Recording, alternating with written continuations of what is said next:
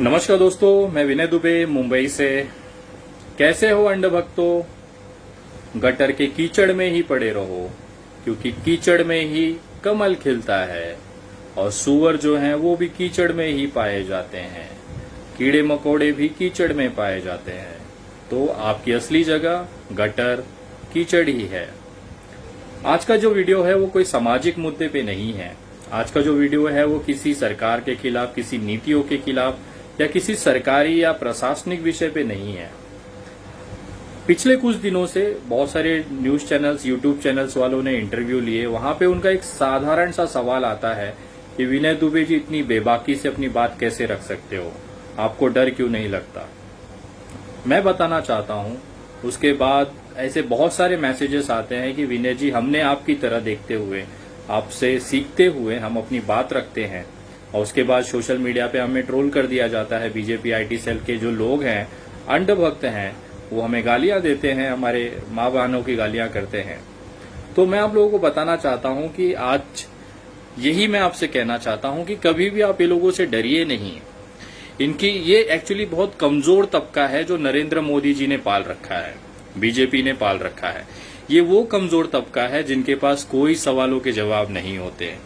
ये इतने कमजोर होते हैं कि बिना माँ बहनों की गाली दिए ये अपना शक्ति प्रदर्शन कर ही नहीं सकते हैं। ऊपर का माला इनका खाली है, गोबर भरा होता है। इसके अलावा इनके पास कोई विकल्प ही नहीं बचता है कि ये गाली से बात करें। अगर आपको कोई गाली देता हुआ मिल जाता है तो समझिएगा कि वो बेचारा कमजोर है। उसकी इतनी औकात नहीं है कि वो सवालों के जवाब दे सके। इसलिए अपनी नाकामी, अपनी कमजोरी को छिपाने के लिए वो गालियों का सहारा लेते हैं। ये आपने देखा होगा, बहुत से पोस्टों पे ये माँ बहनों की गालियां देते हैं, क्योंकि इनकी माँ बहनें उस तरह से हैं। इन्होंने बचपन से अपनी माँ बहनों को सारी चीजें करते हुए देखा है, जिसकी वजह से ये आते हैं और कमेंट करके ये बताते हैं कि मैं किस जगह से, किस पारिवारिक, किस संस्कारों में पला हूं। मेरी माता, मेरी बहनों ने कौन कौन से चीजें की हैं, किस किस प्रकार से की हैं, जिसका मैं प्रदर्शन यहाँ पे कमेंट में करता हूँ। आप सोचिए, देश में महिलाएं हैं ऐसा तबका है महिलाओं का जो इन अंड भक्तों को इतनी बेइज्जती करता है, इतनी गंदी गंदी गालियां देता है। महिलाएं अंड भक्तों को गालियां देती हैं, ये आज तक के स्वर्णिम भारत में कभी नहीं हुआ था। महिलाएं प्रधानमंत्री को गालियां देती हैं, गंदी गंदी गालियां देती हैं, ऐसे ऐसे शब्दों से नवाजती है जो कि सोच नहीं सकता। और आज तक किसी भी प्रधानमंत्री ने इस तबके की, इस लेवल की गालियां नहीं खाई हैं। जब मुझसे पूछा जाता है तो मैं कहता हूं कि भाई, जब भी आप इस तरह की चीजों में आते हैं, जब सरकार से आप सवाल पूछते हैं, आपको गालियां मिलनी लाजमी है। आप किसे अपना आदर्श मानते हैं, उसके हिसाब से आपका प्रदर्शन, आपका एक बर्ताव सोशल मीडिया पे दिखता है। मैंने कभी किसी को माँ बहन की गालियां नहीं दी हैं। लाइव वीडियोस में कभी भी अपशब्दों का, मैं अपशब्द यूज करता हूं, लेकिन माँ बहनों के प्रति नहीं करता हूं, क्योंकि वो मेरे संस्कार नहीं है, मेरे परिवार की वैसी परवरिश नहीं है जैसा अंड भक्त और मोदी जी अपने अंड भक्तों को देते हैं। मोदी जी इस मामले में बहुत प्रखर हैं। उन्होंने अपने अंड भक्तों को वैसी शिक्षा दी है कि आप किस तरह से माँ बहनों की इज्जत, उनके कपड़े सोशल मीडिया पे फाड़ सकते हो, उनको गैंग रेप की धमकियां दे सकते हो, और रेप किस तरह से किया जाता है, उनके प्राइवेट पार्ट में आप क्या क्या डाल सकते हो, क्या क्या बता सकते हो। ये मोदी जी ने अपने अंड भक्तों को सिखाया है। वो अपना प्रदर्शन वहां पे करते हैं। इसमें कोई छुपी बात नहीं है। पूरा देश ये चीज जानता है कि एक महिला के पोस्ट पे, एक माँ बहनों के प्रति इन मोदी जी के जो समर्थक हैं, उनका क्या हालत, किस तरह की विचारधारा, किस तरह की मानसिकता है, वो पूरा देश जानता है। और खैर, होना लाजमी है। जैसा नेता होता है वैसे ही उसके कार्यकर्ता होते हैं। लोग मुझसे पूछते हैं, आप इतनी निडरता से अपनी बात कैसे रख सकते हैं? तो मैं ये कहता हूं कि मैं जिनको फॉलो करता हूं वो एक अलग तरीके के इंसान हैं। उन्होंने अपने जीवन में संघर्ष किए हैं। मैं उनकी जीवनी से प्रेरणा लेता हूं, उनके हौसलों से प्रेरणा लेता हूं। अभी जिस तरह से लोग मुझे ट्रोल करते हैं सोशल मीडिया पे, कहते हैं कि मेरा मजाक उड़ाते हैं, मेरे दांतों को देख के हंसते हैं, मेरे चेहरे को देख के हंसते हैं। खैर, वो उनकी बात है। मुझे ऐसा लगता है कभी कभी कि वो इतना विशेष ध्यान इसके लिए मुझ पे देते हैं, मेरे दांतों पे कमेंट करना, मुझ पे कमेंट करना, क्योंकि वो चाहते हैं कि उनके जो भांजे हों वो विनय दुबे जैसे जीजा के माध्यम से हों, ताकि वो मामा बन सके। वो मुझ में एक जीजा के तौर पे, अपने एक बोलते हैं ना कि संभावित जीजा के तौर पे मुझे देखते हैं। और इस तरह से वो देखते हैं कि उनकी बहन के लिए अच्छा रिश्ता, अच्छा व्यवस्था, अच्छा प्रति उनको मिले। इसके लिए वो मेरे पे एकदम बारीकी से नजर रखते हैं। तो ये वर्ग है जो अपना जीजा बनाना चाहता है, मुझे अपने भांजों का मामा बनाना चाहता है। इसकी वजह से ये कमेंट करते हैं।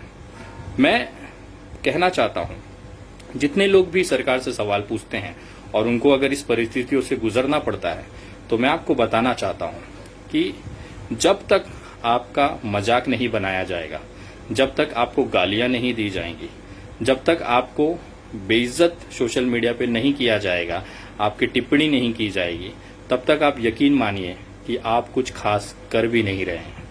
मैं ये सारी चीजें इसके लिए कहता हूं क्योंकि एक आईपीएस हैं, उत्तर प्रदेश में इस समय पोस्टेड हैं, मोटिवेशनल स्पीकर हैं। मैं उनको फॉलो करता हूं और उनकी जो बातें हैं वो कहीं ना कहीं मेरी विचारधारा मतलब मेरी जो लड़ने की शक्ति मुझे जहां से मिलती है उससे वो लगाव है, वो जुड़ाव है। आप लोग उनकी बातें जरा सुनिए। वो खुद कह रहे हैं कि किस तरह से आप सक्षम, मजबूत बन सकते हैं। कोई भी बड़ी सफलता, कोई भी बड़ा नाम आप तब तक नहीं कमा सकते जब तक कि कैश न होगा आपके साथ। जब तक आपका मौकरी नहीं हो रही है, जब तक आपका ह्यूमिलिएशन नहीं हो रहा है, जब तक कोई आपका मजाक नहीं उड़ा रहा है, आप यकीन मानिए आप कुछ खास कर भी नहीं रहे हैं। अगर आप कुछ खास करेंगे तो आपका मजाक उड़ेगा।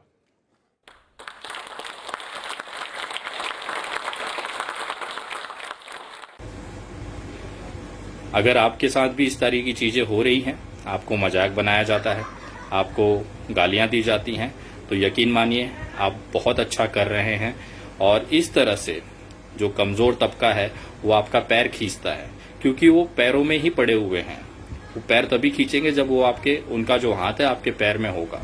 तो इस पे गुस्सा या खींच खाने की कोई बात नहीं है। ये गर्व की बात है कि इतने सारे करोड़ों की संख्या में, मुझे गर्व होता है कि करोड़ों की संख्या में अंधभक्त मेरे पैरों में पड़े होते हैं, क्योंकि वो मेरा पैर खिंचाई करते हैं, मुझे गालियां देते हैं।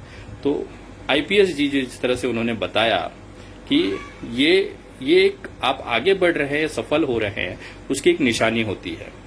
बहुत सारे लोग कहते हैं विनय जी तुम्हारी औकात नहीं है मोदी जी पे सवाल करने की, क्योंकि तुम एक चुनाव लड़े हो अपक्ष के तौर पे, निर्दलीय के तौर पे, आपको बहुत मामूली से वोट पड़े हैं।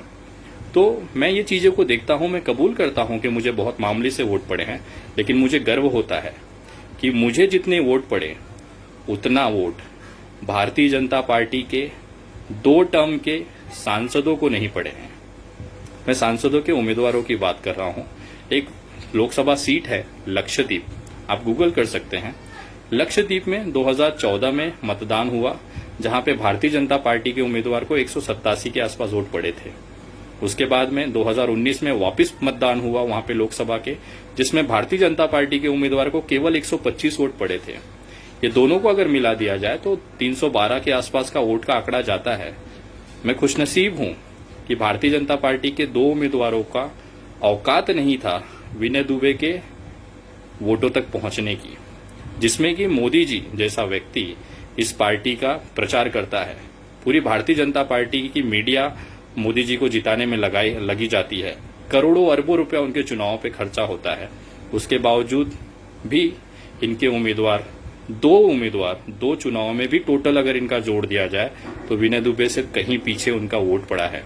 तो मुझे गर्व होता है कि इन अंधभक्तों के और उनके उम्मीदवारों की इतनी औकात नहीं होती है कि वो विनय दुबे के पड़े हुए वोटों की तुलना में उनके कहीं आसपास भी पटक पाए 2-2 बार में। तो ये सारी चीजों को देखते हुए मुझे बहुत खुशी मिलती है और मैं गर्व महसूस करता हूं कि भारतीय जनता पार्टी के टिकट पे लड़ने वाले 2 उम्मीदवारों की इतनी औकात नहीं थी कि विनय दुबे के मतदान के आधे भी पहुंच पाए वो। तो मुझे गर्व होता है ये, और यही सारी चीजें देखता हूं और मुझे ये अच्छा लगता है कि जब मैं अपनी बातें रखता हूं और अंधभक्त की जो सेना है वो मुझ पे टूट पड़ती है। यकीन नहीं आया तो आप इस वीडियो के कमेंट्स में जाके देख सकते हैं, आपको उसका एहसास होगा। इनके परवरिश, इनके माता पिता, इनके परिवार में जिस तरह से इनको रखा गया है, इन्होंने बचपन से देखा है कि इनकी माताएं क्या करती थी, इनकी बहनें क्या करती थी, वही से देखते हुए इनको लगता है कि पूरे देश की माताएं और बहनें वही करती होंगी। ये आते हैं, अपना ज्ञान अपने कमेंट्स में देते हैं, आप पढ़ के उसका एंजॉय ले सकते हैं और आपको महसूस होगा कि जो चीजें ये लिख रहे हैं यही चीजें इन्होंने अपने परिवार में देखी है। इन्होंने, इनकी माताएं, इनकी बहनें, इनके घर की महिलाओं ने ये चीजें की है। इसकी वजह से ये लोग यहाँ पे आके कमेंट में लिखते हैं और कोई घबराने की बात नहीं है, ये अच्छी चीजें हैं। ये अपना ज्ञान, अपने संस्कार का प्रदर्शन करते हैं। दूसरी सबसे बड़ी बात, अगर आप अभी भी मेरे फेसबुक पेज से नहीं जुड़े हैं तो मुझे ऐसा लगता है कि आप बहुत सारी चीजें मिस कर जाते हैं, क्योंकि भारत के कुछ चुनिंदा लोगों में से मैं आता हूं जो अंधभक्तों की तबीयत से पेलाई सोशल मीडिया पे करता हूं और उनमें कोई रहम मैं नहीं करता हूं। ना वो मुझ पे रहम करते हैं, ना मैं उन पे रहम करता हूं। वो अगर मुझे 10 गालियां देते हैं तो मैं इस तरह की वीडियो में आके उनकी इज्जत का बलात्कार कर देता हूं। बलात्कार, रेप, खुले तौर पे सोशल मीडिया पे। उसी के लिए मैं कुख्यात हूं। विख्यात नहीं कह रहा हूं, मैं कुख्यात हूं। धीरे धीरे मेरे फैन की जो पेज की फॉलोइंग है वो 1 लाख के ऊपर चली गई है और फॉलोवर्स 1,44,000 के आसपास हो गए हैं। अगर अभी भी आप नहीं जुड़े हैं तो मेरे पेज से जुड़ सकते हैं। मेरे पेज का नाम है द विनय दुबे। उस पर 1,44,000 के आसपास फॉलोअर्स हैं। आप मुझे इंस्टाग्राम पे भी जुड़ सकते हैं। इंस्टाग्राम आईडी है विनय दुबे इंडिया।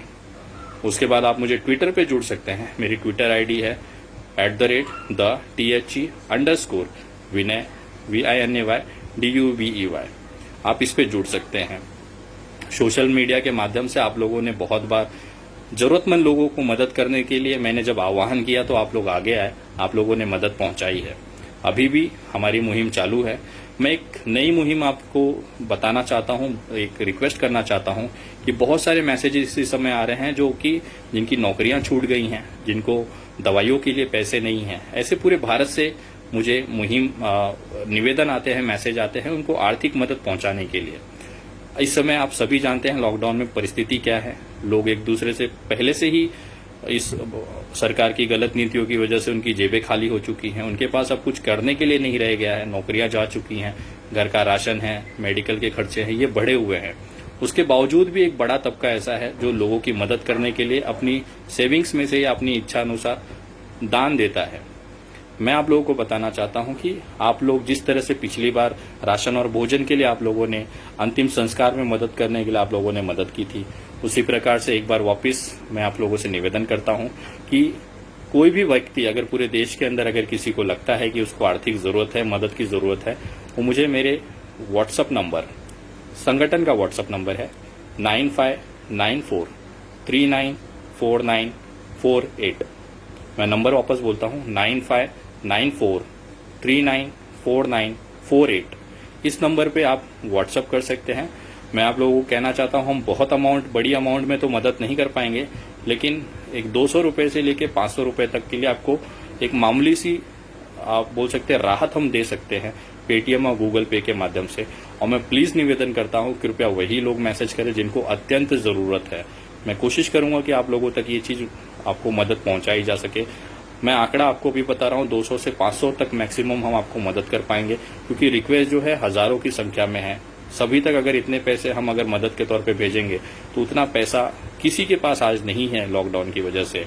और मैं उन तमाम लोगों से निवेदन करना चाहता हूं कि अगर आप ऐसे लोगों को मदद करना चाहते हैं जिनको दवाइयों की जरूरत है, जिनके घर पे राशन नहीं है और देश के किसी भी कोने में वो अटके हुए हैं, अगर आप इन लोगों तक मदद पहुंचाना चाहते हैं तो आप हमारे टीम के पास ये आर्थिक मदद भेज सकते हैं, स्वेच्छा से भेज सकते हैं। उसका नंबर है, आप गूगल पे कर सकते हैं, पेटीएम कर सकते हैं, यूपीआई ट्रांसफर के माध्यम से कर सकते हैं, फोन पे भी आप भेज सकते हैं। एक ही नंबर है सभी का, वो नंबर है 9594394948। और अगर आपको यूपीआई करना है तो लास्ट में @UPI के माध्यम से आप इसे, जो भी आपको लगता है, एक सहयोग राशि आप भेज सकते हैं। ये जो आपके द्वारा आए हुए पैसे हैं ये उन लोगों तक पेटीएम और गूगल पे के माध्यम से भेजे जाएंगे। उसकी पूरी रिकॉर्ड हम रखते हैं और उसकी पूरी डिटेल हम लोग आपको अगले वीडियोस में इसको पोस्ट करेंगे, ताकि आपको पता होना चाहिए कि आपकी ये मदद किन लोगों तक पहुंची है और उनकी स्थिति क्या थी। आप लोगों से निवेदन है, जो लोग सोशल मीडिया से नहीं जुड़े हैं कृपया जुड़े। जो मदद करना चाहते हैं, ये स्वेच्छा सा विषय है, कोई जबरदस्ती नहीं है। आपको लगता है तो आप कर सकते हैं। और अंध भक्तों को इस पे भी अब दिक्कत होगी, क्यों कहते हैं कि आप पैसे मंगा लेते हैं, अपने पर्सनल इस्तेमाल में ले लेते हैं, आपने ये धंधा बना के रखा है, तो मैं कहना चाहता हूं कि कृपया यही सवाल नरेंद्र मोदी जी से पूछा जाए, जो पीएम केयर्स फंड में इतना अरबों रुपया मंगाया गया, लेकिन उन्होंने कोई चीज एक जनता की मदद के लिए आगे नहीं आए हैं। क्या उन्होंने भी इसे धंधा बना के रखा हुआ है? मैं नरेंद्र मोदी नहीं हूं, लेकिन एक इंसान के तौर पे, एक इंसानियत के तौर पे जो भी मदद हो सकता है मैं करता हूं। और आप लोगों से निवेदन है, वीडियो ज्यादा से ज्यादा शेयर करें, लोगों तक ये बात पहुंचाएं, आवाज बुलंद रखें और घबराने की जरूरत नहीं है। जय हिंद, जय महाराष्ट्र।